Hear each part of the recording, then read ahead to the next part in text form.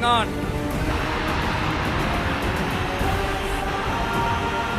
தமிழ்நாட்டு அரசின் முதலமைச்சர் என்ற முறையில்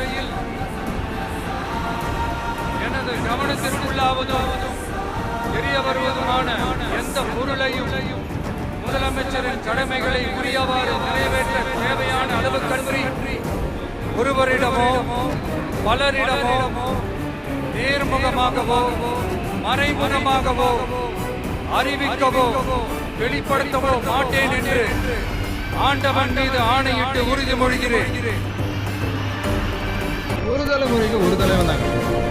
தலைவன்றது வெறும் வார்த்தைகளுக்கு ஒரு தலைமுறையோட மொத்த நம்பிக்கை